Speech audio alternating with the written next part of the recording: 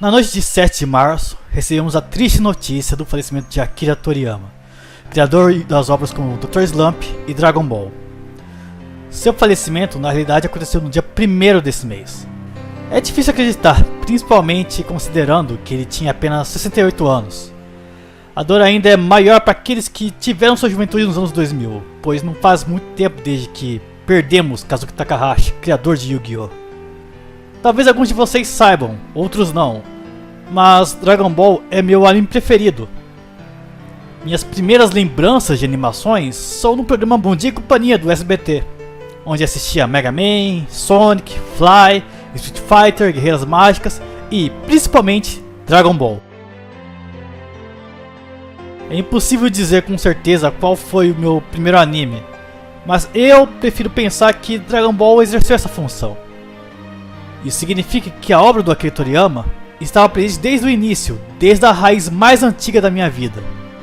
E em dobro, considerando que Dragon Ball Z passava paralelamente na Band.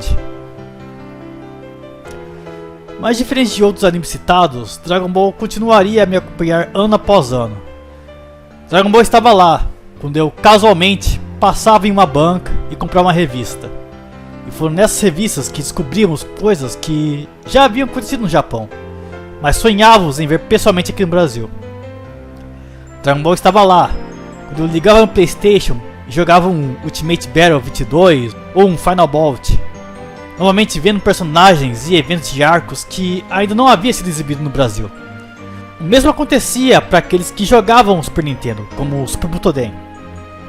Dragon Ball estava lá, quando eu conheci o Cartoon Network pela TV a cabo, em uma época que poucos tinham esse privilégio, assistindo as primeiras exibições da saga Buu e GT no Brasil. Para outros, é claro, essas importantes e preciosas memórias vinham das manhãs da TV Globinho.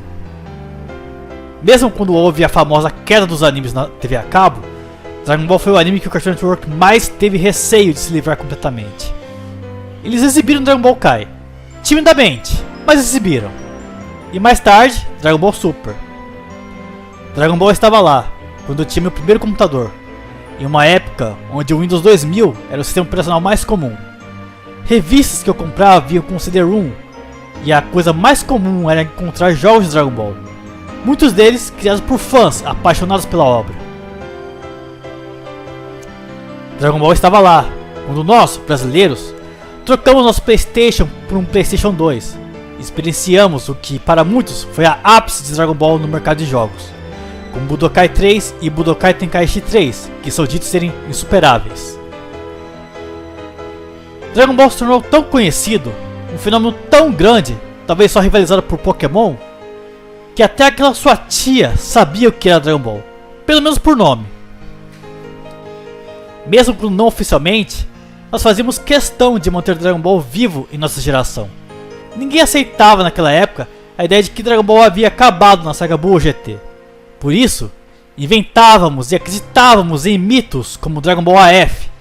E ano após ano, na internet sempre saía uma notícia falsa de que Akira Toriyama estava planejando uma continuação de Dragon Ball.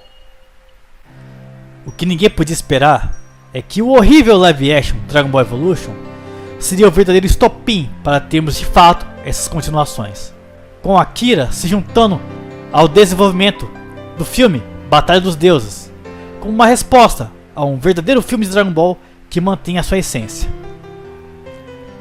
E mesmo hoje, estamos aqui, seja lendo um mangá de Dragon Ball Super, seja jogando Dragon Ball Xenoverse ou Fighter Z, esperando pelo Sparking Zero ou pelo Dragon Ball Daima. Animes vieram, animes se foram, eles tiveram seu ápice, mas depois se tornaram um nicho. Mas Dragon Ball sobreviveu à prova do tempo. Akira com certeza não poderia imaginar o quão grande a sua obra se tornaria, e o quão importante seria por uma geração. Ele mesmo já disse que nunca entendeu o motivo de Dragon Ball ser tão popular, e que isso sempre foi um enigma na sua cabeça. Mas os maiores gênios normalmente não reconhecem sua genialidade. Isso é reconhecido por pessoas em sua volta. Mas Akira não apenas criou um anime e faria parte praticamente toda a minha vida. Ele moldou o meu senso de imaginação e a minha percepção de fantasia. Já falei isso algumas vezes aqui no canal, que eu por hobby escrevo fanfics, e a base mais nítida para as minhas histórias é claramente Dragon Ball. Mas não somente em relação a personagens que viram Super Saiyajin ou lançam enormes ondas de energia de suas mãos, mas também o próprio método de como eu desenvolvo minhas histórias. Muitos sabem que Akira não fez Dragon Ball como um grande plano de longo prazo. Na verdade, todo esse universo foi desenvolvido na base do improviso. Inúmeras vezes, ele desenvolvia os acontecimentos do próximo capítulo do mangá em cima da hora. E eu acabei me identificando muito com isso, já que eu tenho dificuldade de definir absolutamente todos os acontecimentos entre o ponto A e ponto B da minha história. E tenho mais facilidade improvisando no decorrer da escrita. E ver que Akira fez mais de 500 capítulos de um mangá desse jeito só me deixa admirado. Eu sei que muitos veem Dragon Ball como uma obra extremamente simples. Pessoas podem preferir estilo do Masashi Kishimoto, do Chichikubo ou Eiichiro Oda. E tudo bem. Mas eu sou um homem simples. Eu me divirto com uma história que eu possa digerir com facilidade, ao invés de fritar meu cérebro pensando profundamente em algo complexo que acontece em uma cena. E essa simplicidade do Akira fez o inimaginável para mim. Acho que antes de Dragon Ball Super, não havia nada na história de Dragon Ball que eu profundamente odiasse, ou que quisesse do fundo do meu coração que fosse mudado. Não. Eu gostava da obra do jeito que ela era. Não havia nenhum personagem que eu detestasse, ou cena que eu não queria ver de novo. Isso é algo muito difícil de acontecer em qualquer história. Você sempre acaba odiando alguma coisa ou outra, mesmo que minimamente.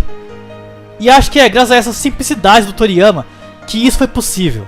E é isso que eu levo pra minha vida quando eu faço uma história. Eu não quero contar uma história por causa do seu drama, pela complexidade dos personagens, ou pelas camadas de seu significado. Posso até acabar fazendo isso aqui e ali, mas no fim minha intenção não é fritar seu cérebro ou criar intermináveis discussões. Eu só quero criar uma simples jornada de herói divertida, assim como Akira fazia, e eu o agradeço por ter sido minha influência nisso. Eu não sei como será o futuro de Dragon Ball daqui em diante. Desde GT, existe um consenso de que Dragon Ball não funciona bem sem uma participação significativa do Akira. E isso é demonstrado de novo nos episódios originais do anime Super. Mas, indiscutivelmente, haverá pessoas que carregarão seu legado. E mesmo que não seja a mesma coisa, no fim, sempre poderemos agradecer o que o Akira nos trouxe em vida. Seu legado também será carregado por ele e seus fãs, seja em boas memórias ou em inspirações que cada um usará em suas próprias obras. Muito obrigado, Akira Toriyama. Eu não sei no que você acreditava, mas no que eu acredito, eu sei que você agora está em um lugar melhor.